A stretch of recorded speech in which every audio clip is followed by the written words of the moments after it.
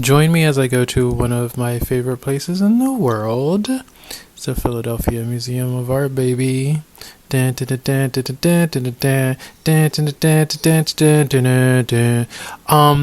there's a Mary Cassatt exhibit there right now in this moment in which I'm recording this, and it was very crowded, it was very busy.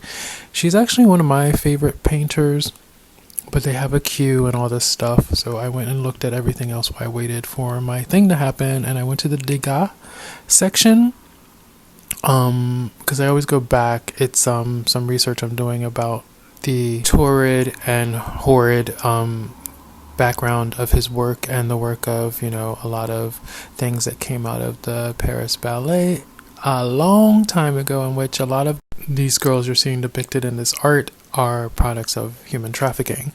So I'm doing some research on I asked this old white guy to take a picture of me and make sure he got my feet. He was very focused on the sculpture, so I got a little bit of an attitude with them. And so we got it right. We got the shot, whatever it takes. And so as it were, I'm studying these foyers de la danse, which are the rooms that are in the back of the ballet that I think still exist in some houses, some old ballet houses, where the patrons would go and fornicate with the girls after the show, sometimes before.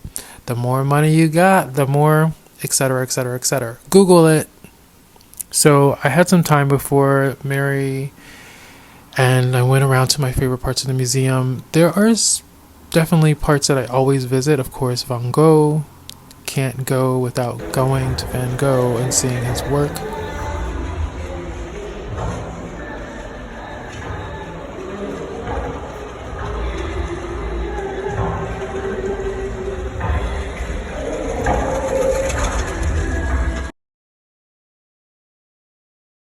Though I love all art, I usually stick between the 20s and the 60s, the modern movement. And this is one of my favorite pieces that came out of like the Impressionist kind of Cubist era. Gino Severini, he's an Italian.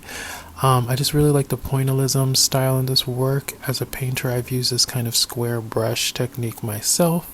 It's just one of my favorite paintings in my travels, and it's my favorite painting to go to. Also, Jasper Johns is one of my favorite. There's a room dedicated to his work. Duchamp is one of my favorites, but as much as I love his conceptual art as a conceptual artist, I really like his portraiture work and his I like to call it chemical photography. This is actually one of my favorite paintings in there that is by his sister. That is a painting of him. Then I roamed around into the old European and British art section, which I don't usually go to look at the old stuff, but I wanted to make some TikToks. Okay, I just wanted to show you guys my favorite piece in the entire museum. This is an abstract expressionist deconstructed sculpture installation, neoclassical, classic, pre-Raphaelite artwork. And it really shows the pressure and the heaviness and the caution and the support you need when you're making art, especially in today's economy. It's just a really compelling piece, and I like how they juxtaposed it with our Lord and Savior Jesus Christ. What's wrong with me?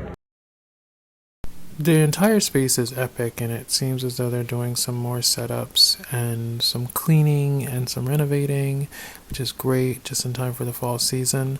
Oh, not me cruising. Are they? What's going on? Hey, baby. Ooh. Smash. I will fight somebody if they challenge me to a duel of, making an argument as to which museum is the best in the world. And I honestly believe this one is. Not only fit check, not only because of the collection, but because of the history of the architecture of the building. Though it's vast and looks ancient, it was actually spearheaded by a black architect. That was the Rikers quilt, and this large place that's, Benjamin doing his my bitch pose is nasty. So I made a TikTok for that. Um, yeah, just the history of the building itself is great. But there are impressive places all over the world, and everyone should go and get their passport, especially now. So I made it to the Mary Cassatt thing, and she is one of my favorite painters. But what I love about her the most is her sketching and kind of deconstructed work. You can see a lot of her paintings anywhere, but this exhibit really went into like the actual process that she uses, the types of materials she uses. This was my favorite piece. It was called The Sitting, or The Fitting. Sorry, The Fitting. There's another Sitting. She does a lot of sitting work where people are sitting. That's her sister, I think. And then the classical works. But what I like is when she does portraiture that involves obscuring the face.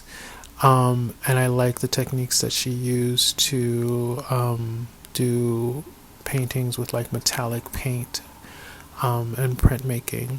So, of course, I always love a photography moment. The photography exhibit was excellent, and their new contemporary wing that they have that's been having some hot exhibits. This is what Leo season feels like for me. Took tons of pictures because I feel like, there's a lot of people who can't make it to these places.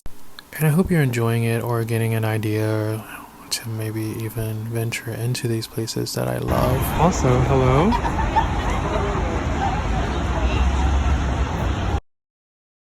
As touristy as Philly can be, with it being the birth of our nation and all. See what I did there?